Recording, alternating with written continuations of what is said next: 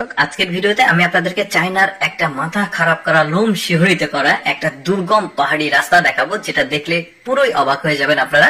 এই যে দেখতে পাচ্ছেন এমন একটা রাস্তা, চিন্তা করে দেখুন, খাড়া একটা পাহাড়, তার উপর দিয়ে এইরকম রাস্তা নির্মাণ করা কিন্তু চারটিখানি কথা না। পুরো রাস্তাটি কিন্তু অনেকটাই দীর্ঘ, তবে আমি আপনাদেরকে একটু শর্টকাটে দেখাচ্ছি। দেখতে পাচ্ছেন রাস্তাটা চলে গেছে। বিশেষ একটা ব্যাপার হচ্ছে রাস্তাটা চায়নারা নির্মাণ করেছে, তবে রাস্তাটা পুরোপুরি ঢালু না, অনেক উঁচু জায়গা আছে, কোথাও নিচু জায়গা আছে, আর ম্যাক্সিমাম জায়গাতে আসলে সিঁড়ির ক্যাপাসিটি করা হয়েছে যাতে খুব সহজে হেঁটে উপরে ওঠা যায়।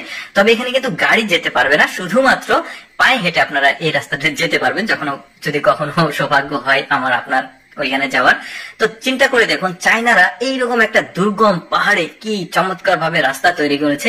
এই রাস্তাটা দেখলে অনেকে উপলব্ধি করতে পারবেন যে আসলে তারা কতটা ক্রিয়েটিভ। আসলে চায়নার যে ইঞ্জিনিয়ার কোরের লোকজন আছে তারা, দেখতে পাচ্ছেন, মনে করেন যে আপনি একটা ভিডিও গেম খেলছেন, অনেক সময় ভিডিও গেমে দেখা যায় যে এইরকম রাস্তাগুলো দেখা যায়, বাট আমি আপনাদেরকে বাস্তব রাস্তাটা দেখাচ্ছি। দেখতে পাচ্ছেন মানে খুব যে প্রশস্ত রাস্তা তা না, শুধুমাত্র হেঁটে যাওয়া যাবে। বাইক বা কোনো অন্যান্য মানে চাকা চালিত যে যানবাহন গুলো, সেগুলো যাওয়ার কোনো ক্যাপাসিটি নাই এখানে। এই যে দেখতে পাচ্ছেন রাস্তাটার সামনে কিন্তু অনেক বড় একটা নদী আছে, পাহাড়ি নদী, আরো কিছু জনবসতি আছে, শহর আছে, সেগুলো দেখাবো। তার আগে রাস্তাটা আপনাদেরকে দেখাচ্ছি যে কি চমৎকার ভাবে তারা কত বুদ্ধি খাটিয়ে, কতটা পরিশ্রম করে, কতটা ব্যয় করে এই রাস্তাটা নির্মাণ করেছে।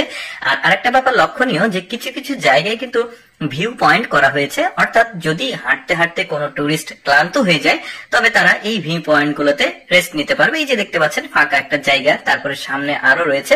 চলুন আমরা দেখি যে এই রাস্তাটা আসলে কোথায় শেষ হয়। যেখানে শেষ হবে সেখানে কিন্তু অনেক সুন্দর ভিউ পয়েন্ট আছে, সেখান থেকে পাহাড়ের, নদীর চমৎকার দৃশ্য দেখা যায়। সেই জায়গাটা শেষের দিকে আপনাদেরকে দেখাবো। এই রাস্তাটা আপাতত আমরা জার্নিটা করতে থাকি। ড্রোন ভিউ দেখতে পাচ্ছেন আপনারা, ড্রোনের মাধ্যমে করা হয়েছে। তাছাড়া তো এত দ্রুত আসলে এই রাস্তাটা দেখে শেষ করা কোনোভাবে সম্ভব না। এই যে দেখতে পাচ্ছেন সিঁড়ির মতো, যেটা বললাম যে কিছু জায়গায় ঢালু, কিছু জায়গায় আবার উঁচু রয়েছে, আর সিঁড়ির মতো ক্যাপাসিটি করা রয়েছে। এখানে একটা ঘর দেখা যাচ্ছে, সম্ভবত কোনো অফিসিয়াল বা ম্যানেজমেন্টের জন্য কোনো একটা ঘর হবে। দেখুন পাহাড়ের উপর দিয়ে কি চমৎকার ভাবে, কতটা বুদ্ধি কাটিয়ে, পরিশ্রম করে, কতটা টাকা পয়সা খরচ করে তারা এই রাস্তাটা নির্মাণ করেছে। এই রাস্তাটাতে যে মানে কোন একটা বাণিজ্য হবে তা কিন্তু না, তবে টুরিস্টরা আসতে পারবে, তারা যে পাহাড়ের যে প্রাকৃতিক যে সৌন্দর্য সেটা দেখতে পারবে।